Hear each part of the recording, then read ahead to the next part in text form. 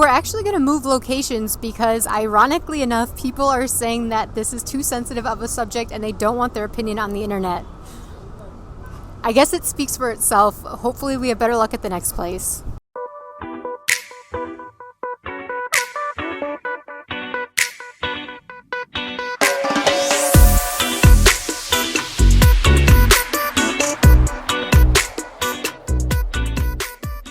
Do you guys think freedom of speech is under threat in America?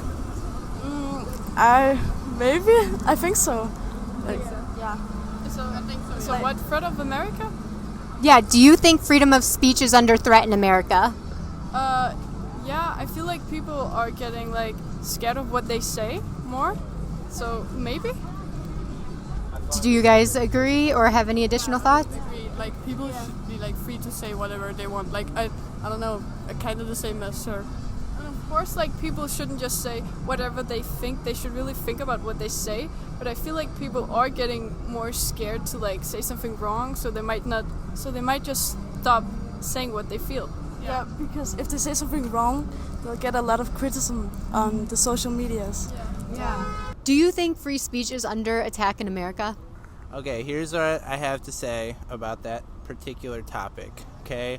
I think the whole idea of free speech, that anyone should be able to say whatever they want at all times, is crazy. If we're talking, right, and you say, I want to kill you or something, there are natural repercussions to people saying things, and obviously that's an extreme example of something to say. I'm assuming that most people don't, when they think free speech is being canceled, don't think of things like that. But the notion that we should be able to say whatever we want, I think, is a false notion in this country that a lot of people have. I think that if you say something, there are repercussions in a social setting. Do you guys think that free speech is under threat in America? Interesting. Maybe in certain respects, I don't know, all the Twitter censorship and whatnot. Okay. So it concerns you that these social media companies are able to ban or suspend people's accounts for saying opinions that might differ from their own?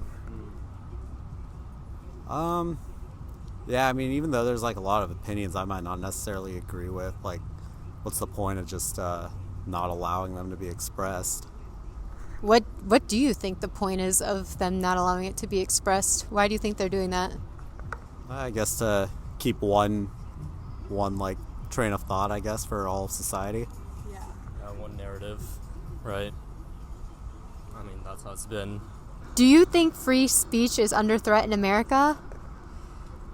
I think it's potentially under threat.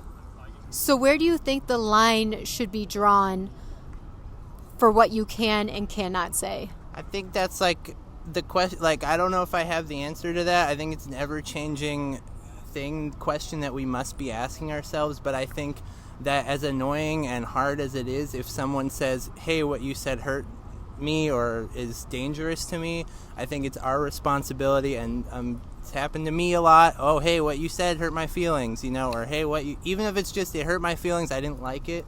I think it's our responsibility to at least consider what that person has said and look further into the claim that they're making, no matter how ridiculous we might find it to be.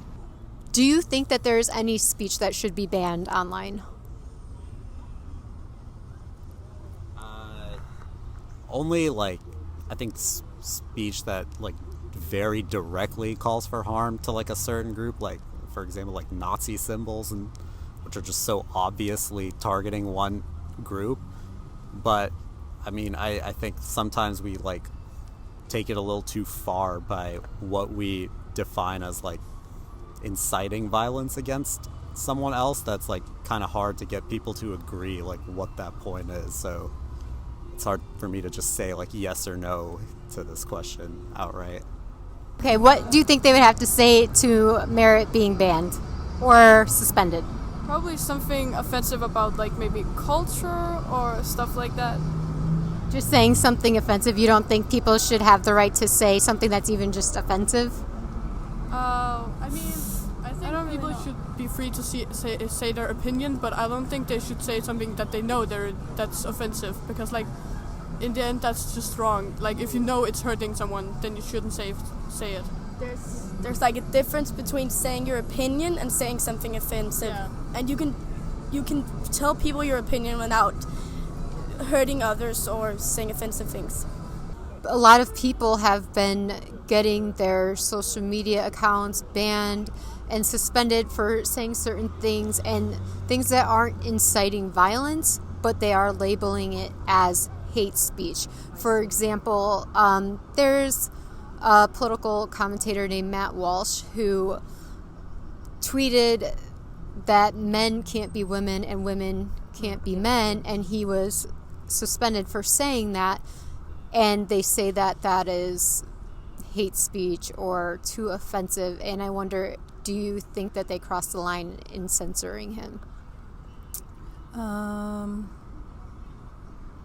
So what did they do? They just they took his account away, or they banned him. So what they do is they'll usually just suspend your account, and they'll say that you need to remove that tweet or remove that post, and you don't get your account back until you say it, essentially dictating what you can and cannot say. And in that case, he wasn't inciting violence against anybody. He is just stating his belief that men can't be women and women can't be men. In that case, I would, although I vociferously do not agree with him, I would not say it was the appropriate thing to do to suspend his account. Why not? Because it's in the mix. It's in this incredible mix of opinions that, hopefully the truth surfaces, or what's beneficial for society at large surfaces eventually. So I believe in the communication. Do you think censorship helps people to reflect on what they did wrong, or do you think censorship causes people to double down on what they believe and get angrier?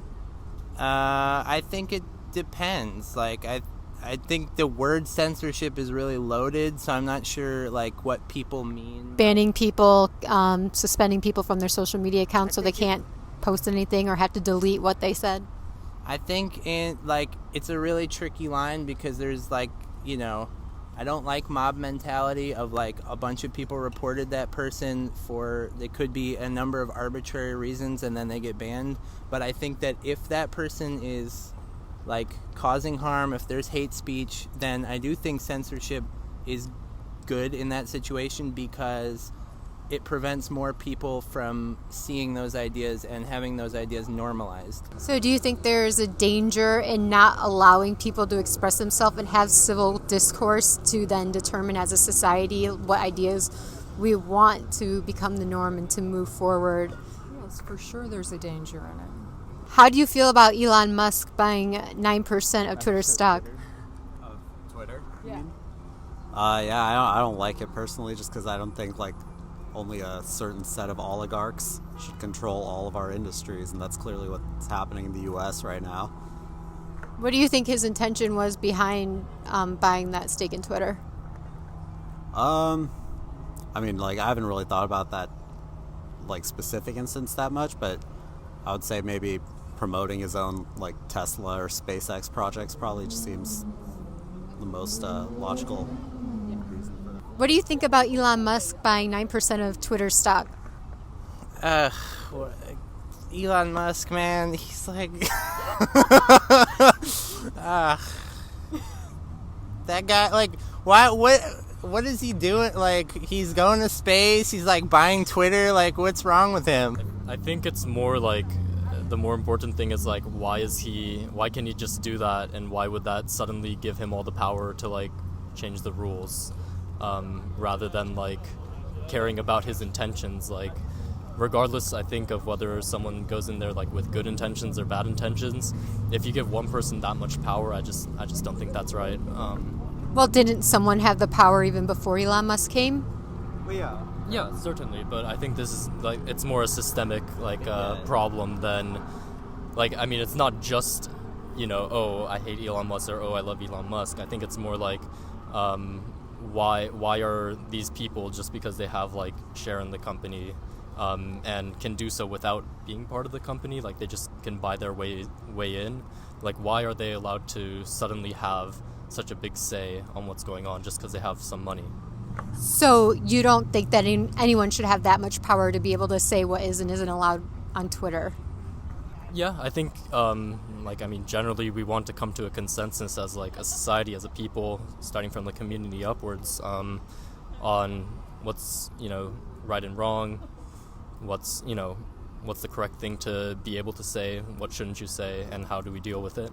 I don't want him like controlling any aspect of like any social media. Like, he's crazy. But I actually like Elon Musk. I think and this is actually very controversial even amongst conservatives, because he's, wants to put Neuralink in people's brains. So that freaks me out, man. That freaks me out. Everything about him freaks me out. He's like, what? I don't know what's wrong with him, but he's like crazy. What is he doing? I don't know if like free speech being under attack in America is like a necessarily new thing. Like, this has gone on since back like 100 years ago. You could say like since the first Red Scare, you could even say like, oh, free speech in America has been under attack. So I don't think this is like a very new phenomena. They're just finding like a new way to control the narrative, and that's through social media. So I don't think like at a certain point social media is like so kind of ingrained in everyone's lives that like it's at this point like a service for most people, so it should be treated as like a public service, I think, and not just like a company that only some people get to control and you make money off of. So you mean by public service, you mean like a public square, like a public meeting point, even if it's virtually? Yeah, so like people should be able to like organize town hall events on their social media. Like that's what we do now in 2022, right? So I'm just saying, like, because so many people will rely on, and not just Twitter, but like a Facebook or Instagram, they like rely on these platforms to like connect with people that maybe they don't get to see. So because of that, I feel like these companies should be like doing a service, or not the company, but the service is rather like it's a public good. It shouldn't be just for very few individuals to control. So because nowadays it is used just like being in person. We work over the internet, we connect with friends and family, and we just do everything online. You're saying that whatever our rights are in this world, the physical reality, those rights should be transposed to the internet and the virtual world? Yeah. Yeah.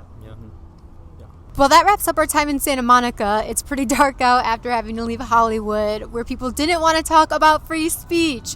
Thank you guys for watching. Make sure you like and subscribe to Red Liberty Media for more content. Have a good one.